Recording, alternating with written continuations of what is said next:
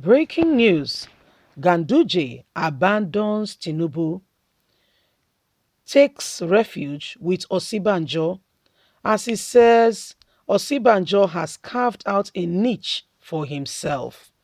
If you know particularly what is going on, especially in the north, you know that one of the biggest allies that, the person of Tinubu that he has is Ganduje.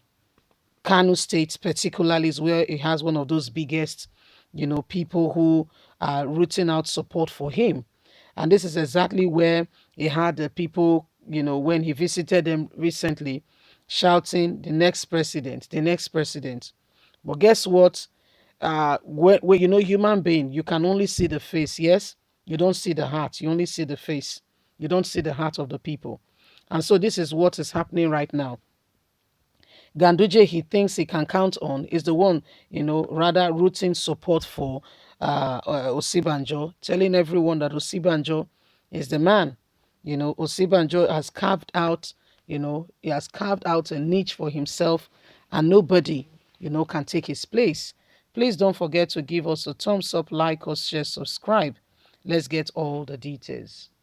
Ganduje takes refuge with Osinbajo, says Osinbajo has carved a niche for himself. Governor of Kano State, Ganduje, stated on Tuesday that the Vice President, Professor Yemi Osinbajo, has carved a niche for himself in the nation's building and national integration. Ganduje stated this at the Sir Ahmadu Bello Memorial Foundation 2022 annual lecture held in Kano State, saying this man is one of the men to beat. This man has done well, and everybody loves him and likes him all over Nigeria. He's done excellently well. He noted that Kano state government and the people of the state are appreciative of all the effort and will stand with him any day, anytime. The vice president, you have created a niche for yourself in task of nation building, national integration, engagement, as well as remaining a bridge builder. Ganduje said in his remark, you are the kind of person this nation needs. You are one in a million. You are the one to bind the nation. Adding, the governor, the good people of Kano State remain appreciative of your tireless approach to issues affecting our people, its progress, and the socio-economic development of the nation at large. Also speaking at the event, the former Niger State Governor, Chairman, Board of Trustees of the Sir Ahmedu Bello University, Ahmedu Bello Memorial Foundation, Babageda Alayo, he stressed that the vice president was the ruling All Progressive Congress best candidate to succeed President Muhammadu Buhari come 2023. The vice president, do you know you are the best candidate in your party? He said, describing Osinbajo as the only candidate that knows the country and has the wide acceptance of everybody, irrespective of party, tribe, religion. He is most accepted candidate that will not have a struggle and will not even bother before he can get through to become the president of the country. So this is the vice president trumpet being blown in such a loud manner of how he has supported and what he has done.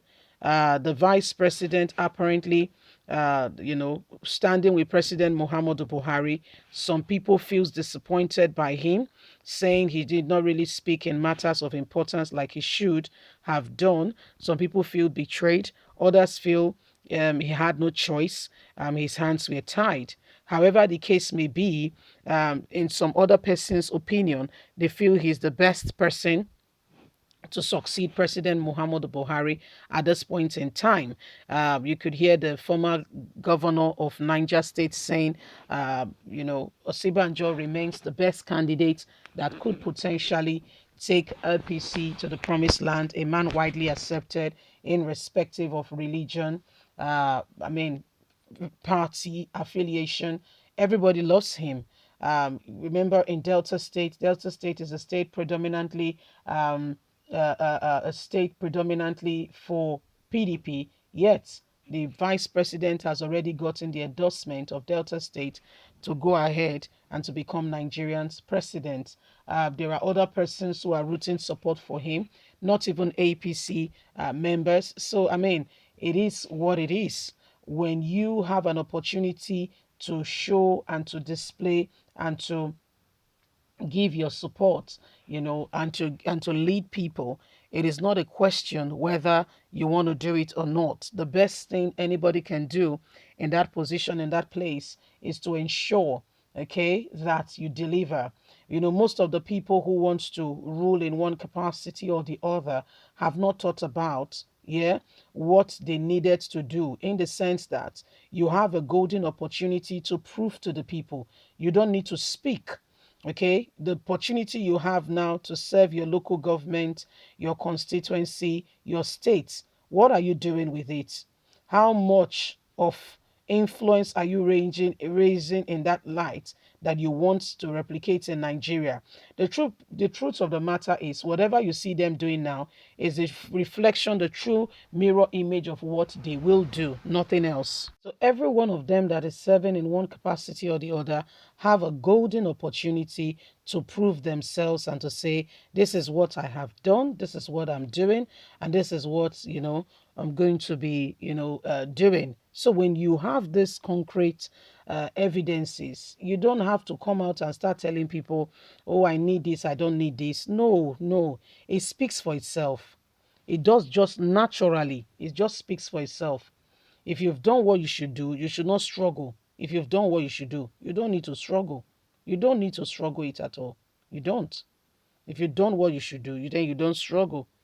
You see, so these are part of some of the things going on, and the truth of the matter is, every one of us must have that opportunity, to stand up and to speak out and to be able to, pick the right president if there is an election, whoever he may be, he or she may be. Let us speak well.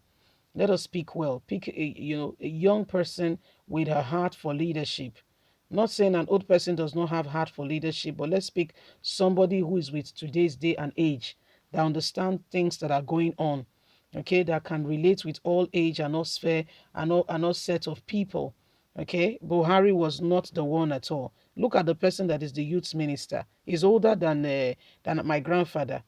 Yeah, and yet is the youth minister. So how do you relate with those things?